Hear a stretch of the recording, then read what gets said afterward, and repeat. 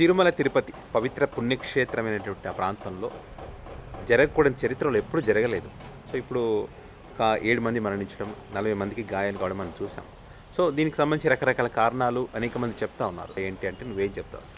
ఇప్పుడు మనం చూసుకుంటే కనుక బిఆర్ నాయుడు అనే వ్యక్తి ఎవరైతే టీటీడీ చైర్మన్ ఉన్నారో ఆయన పాస్ట్ 5 yearsలో ఎప్పుడు కూడా తిరుమలకి వెళ్ళలేదు. ఎప్పుడు వెళ్ళలేదు. ఆయన చెప్పాడు, నేనే చెప్పాడు వైసీపీ పాలనలో టీటీడీని నిర్వీర్యం చేశారు, అందుకని చెప్పేసి నేను వెళ్ళలేదు అని చెప్పేసి చెప్తున్నాడు. ఓకే చెప్పాడు. చెప్పిన తర్వాత ఆయనకి టీటీడీకి సంబంధించిన ఏమీ తెలియవు. రేపు వైకుంఠ ఏకాదశి ఉందని, దానికి ఎంతమంది భక్తులు వస్తారని ప్రతి సంవత్సరం జరిగేది కూడా ఆయనకి తెలియదు. ఓకే ఆయన తెలియకుండా ఆయన ఎలా ఆర్గనైజర్ చేస్తాడు? ఒక అన్ఆర్గనైజ్డ్గా జరిగింది ఇది మొత్తం. ఓకే గత ప్రభుత్వం వైసీపీ ప్రభుత్వంలో కనుక నువ్వు తీసుకుంటే కనుక వాళ్ళు 20 రోజులు 10 రోజులు 20 రోజుల ముందు 92 కౌంటర్లు పెట్టి ఈ రోజు పలానా ఈ రోజు ఇక్కడ ఉంది అని చెప్పేసి నా వీడియోస్ కూడా ఉన్నాయి వాళ్ళ టైంలో. ఇక్కడ మనకి టికెట్స్ కౌంటర్స్ అవైలబుల్గా ఉన్నాయి అని చెప్పేసి అంతా ఆర్గనైజ్డ్గా ప్లాన్ చేశారు వాళ్ళు. ముందే 10 రోజుల ముందు 20 రోజుల ముందు 2024 జనవరిలో వైకుంఠ ఏకాదశికి డిసెంబర్ 23 2023లో టోకెన్లు ఇచ్చారు. ఓకే డిసెంబర్ 23 2023లో ఇచ్చారు. టోకెన్లు ఇవ్వడం స్టార్ట్ చేశారు జనవరిలో వైకుంఠ ఏకాదశికి. ఇప్పుడేం చేశారు? ఈ రోజు ఏం చేశారంటే నిన్న మొన్న టికెట్లు ఇవ్వడం స్టార్ట్ చేశారు. ఇప్పుడు 3 రోజులు పెట్టావు, నాకు ఎక్కువ క్యూ వస్తుందని చెప్పేసి అన్న అవగాహన ఉండాలా కనీసం. భక్తులు ఎక్కువ మంది మీరు వస్తుంది 3 రోజుల ముందే కదా.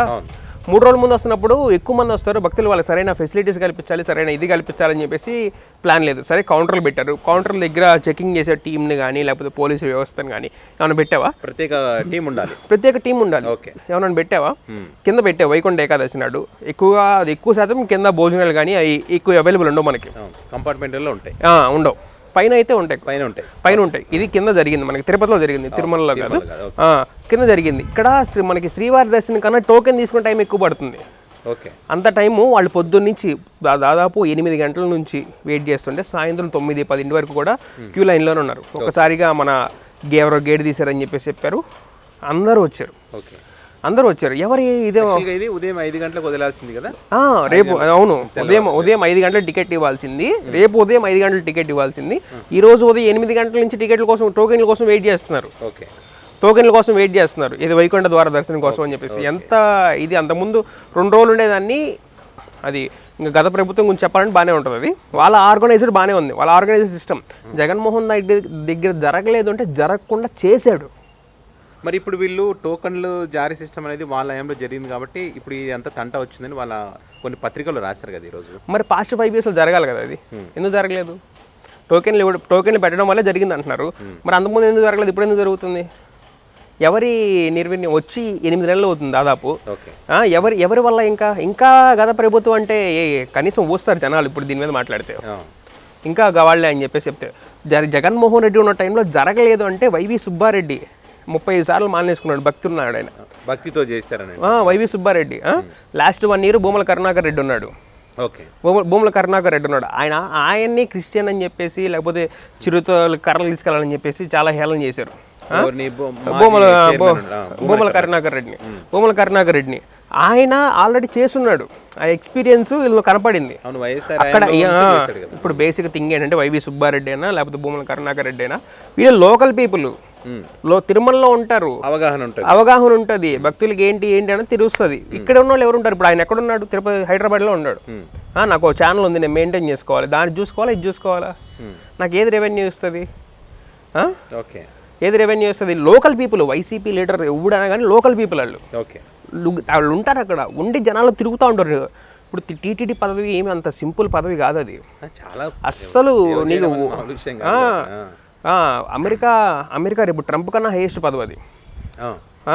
అంత బ్రహ్మాండమైన పదవి. కలియుగం వైకుంఠాన్ని నీ చేతిలో రెస్పాన్సిబిలిటీగా తీసుకుంటున్నప్పుడు దానికి ఎంత ఆర్గనైజర్గా ఉండాలి? నీకో నాకో తిరుపతి ఆ టీటీడీ పదవి కొండ మీదే ఉంటుంది దిగో మనం. ఇంకా ఎంత అదృష్టం కావాలి నీకు? అది అన్ని వదిలేసి నీ మీడియా సంస్థలు ఎందుకై మరి అలాంటప్పుడు తీసుకోవడం ఎందుకు? మీరు చేసుకోవడం ఎందుకు? భక్తుల ప్రాణాలు ఇట్లా చేయడం ఎందుకు? తిరుమల చరిత్రలోనే ఫస్ట్ టైం లేదు ఇట్లా తొక్కేసలాట. రేపొద్దున ఇది దేనికి ఎందుకు వస్తుంది అంటే భయపడతాడు ఎవడన్నా, భయపడతాడు. టెంపుల్కి రావాలంటే అమ్మో ఇలా ఉంది అని చెప్పేసి భయపడతారు. ఎందుకంటే అక్కడికి చాలా మంది భయపడతారు చాలా మంది. ఎంత బ్యాడ్ నేమ్ ఇది ఇప్పుడు తిరుమలకి ఇప్పటి వరకు ఎప్పుడు జరగలేదు, ఇప్పుడు జరిగింది. ఓకే. మేము సనాతన ధర్మ రక్షకులు అని చెప్పి గుండెలు బతుకున్న వాళ్ళ దాంట్లోనే జరిగింది. పోలీసులందరినీ కూడా నేను పోలీసులు తప్పట్లేదు, పోలీసులందరినీ కూడా బిజీగా పెట్టారు. ఒకటి ఎవడన్నా గట్టిగా మాట్లాడితే అడిగి నోటీసులు ఇవ్వడానికి, ఇంకో టైం గేమ్ చేంజర్ ఈవెంట్కి 5,000 మంది పోలీసులు, లేదా దాకు మహారాజ్కి ఈవెంట్కి హిందూపురంలో దానికి పెట్టారు. నరేంద్ర మోదీ గారు వస్తున్నారు వీళ్ళకి పెట్టారు, నరేంద్ర మోదీ గారికి వీళ్ళకి పెట్టారు, వీళ్ళని గాలికి వదిలేశారు. ఏం జరిగిద్ది మరి? మొత్తం అక్కడ ఉన్నారు, అంతా అటు తిరుగుతున్నారు కదా, ఇక్కడ ఏం జరిగిద్ది? సింపుల్. మంత్రులు కూడా సినిమా ఈవెంట్లు పరిశీలిస్తున్నారు, సినిమా ఈవెంట్లు, మంత్రులు మంత్రులు వాళ్ళకి ఎవరు? మీరు మొంత 5,000 మందిని పెట్టారు, ఎవరికి ఉపయోగం? ఏమైనా ఉపయోగం ఉందా? అక్కడ 2 చచ్చిపోయారు, దాని గురించి కూడా రోడ్డు బాగాలేదని చెప్పి మాట్లాడతారు. అసలు రోడ్డు వెళ్ళి చూపించారు కదా, మొత్తం రోడ్డు బాగానే ఉంది, రోడ్డు మొత్తం బాగానే ఉంది. వీళ్ళిద్దరే గారు చాలా మంది కూడా ప్రయాణం చేస్తారు. ఇప్పుడు ఏం మాలేస్తారు పవన్ కళ్యాణ్ గారు? ఏం మాలేస్తారు ఇప్పుడు? మళ్ళీ వరాహి వ్యాన్ తీసుకొచ్చి అని చెప్తాడా? ఏం మాలేసి ఏం చేస్తారు ఇప్పుడు వాళ్ళ ఫ్యామిలీస్కి? ఫైనల్గా అయితే ఇందులో అయితే టీటీడీ చైర్మన్ సమాధానం చెప్పాలి, ఈవో శ్యామలరావు సమాధానం చెప్పాలి, బోర్డు మెంబర్ సమాధానం చెప్పాలి. వీళ్ళందరూ సమాధానం చెప్పాల్సిన వ్యక్తులు వీళ్ళందరూ కూడా. ఏం చేయలేము, జరిగిపోయింది అంటున్నారు కదా. వీళ్ళందరినీ పెట్టిన ఆయన చంద్రబాబు నాయుడు సమాధానం చెప్పాలి. ఏం జరిగిపోయిందంటే ఏం చేయలేమంటే అసలు మరి మీరేం చేయాలి? ఎందుకు అంతపాటు దిగిపోండి చేయండి టీటీడీ చైర్మన్ నుంచి. టీటీడీ చైర్మన్ ఇప్పుడు రిజైన్ చేయాలి, ఇప్పుడు రిజైన్ చేయాలి.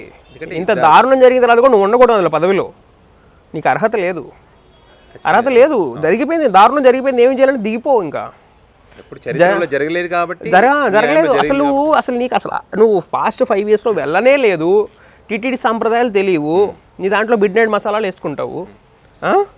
అయ్యి మీరు వేసినాయే కదా మేము చెప్పేది, పైన ఏం చెప్పట్లేదు కదా. నువ్వు రిజైన్ చేయాలి.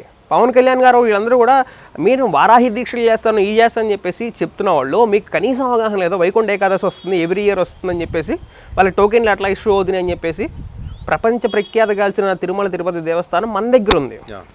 దాన్ని వైకుంఠ ఏకాదశి అంటే ఉత్తర ద్వార దర్శనం అని చెప్పేసి, ఈరోజు ఉత్తర ద్వార దర్శనం అని చెప్పేసి అంతకుముందు శ్రీరంగపట్నంలో ఉండేదని చెప్పేసి చాగంటి గారు వీళ్ళంత మహానుభావులు చెప్పేవాళ్ళు. కాలక్రమేణా అన్ని చోట్ల కుదరదు కాబట్టి అన్ని దేవాలయాలకి ఇచ్చారని చెప్పేసి ఆయనే చెప్పాడు. చెప్పినప్పుడు మన కలియుగం దైవం కాబట్టి అది వెంకటేశ్వర స్వామికి తాకిడి ఎక్కువ పెరుగుతుంది. ఇప్పుడు పెరుగుతుంది, మరి అలాంటప్పుడు జాగ్రత్తలు తీసుకోవాలి కదా. ఏం కాదు కదా, దగ్గరగా రోజుకి 1,00,000 మంది వరకు విజిట్ చేస్తూ ఉంటారు. అంతకుముందు ఎలా వైసీపీలో ఎంత ఆర్గనైజ్డ్గా ప్లాన్ చేసేవాళ్ళు అంటే, వీళ్ళు ఒక టోకెన్ 1,00,000 మంది దాకా వచ్చేవాళ్ళు. ఈ 1,00,000 మందిలోనే 300 రూపాయల టికెట్లో 25,000 మంది, శ్రీవాణి ట్రస్ట్ ద్వారా ఒక 2,000 మంది, నెక్స్ట్ లేకపోతే ఇంకా ఉంటాయి అంగప్రదక్షిణ, లేకపోతే ఈ ఉచిత దర్శనం వాళ్ళు 42,000 మంది. ఇట్లా ప్లాన్లు చేసుకొని అంత ఆర్గనైజ్డ్గా చేశారు వాళ్ళు. వైసీపీ టైంలో ఒక అమ్మాయి చిరుతపులి వెళ్ళిపోయింది, అది చాలా బాధ ఎత్తికి వెళ్ళిపోయింది, అది మెట్ల పైన, అది అడవిలో కాబట్టి అంత మించి ఇంకెక్కడ కూడా జరగలేదు. అది ఫైనల్గా అయితే ప్రభుత్వం వైఫల్యం, అలాగే అసలు ఏమీ తెలియదు. టీటీడీ పాలక మండలి అని చెప్పాలి కదా, ఆయన ఎక్కడ తిరుగుతున్నాడు కనిపిస్తున్నాడు, నీ అధికారులు ఏమైనా ఆదేశాలు, అంతమంది వీళ్ళు కనపడేవాళ్ళు, అది అధికారుల మీద చెప్పేసి అధికారులు తప్పిదాం అని చెప్పేసి దీని నుంచి మీడియాలో కూడా హైప్ ఏమి ఎవరు, మీరు మనం మాట్లాడుకున్నాం అంతే, హైప్ ఎవరు వాళ్ళదే కదా మీడియాలు అంతా కూడా, హైప్ ఏమి ఎవరు, దాని గురించి వదిలేస్తారు టాపిక్, వేరే న్యూస్లో వేసుకుంటారు. 4 రోజులు అయితే అయిపోయింది, ఇంకంతే. గత ప్రభుత్వం మీద నెట్టే ఛాన్స్ లేదు ఇక్కడ, ఎందుకంటే వచ్చి 8 నెలలు అయింది, మీరు ఏం చేస్తున్నారు ఏంటి అన్నది లేదు కాబట్టి అధికారుల వైఫల్యం అంటున్నారు, ఉంటే నెట్టేసేవాళ్ళు అది.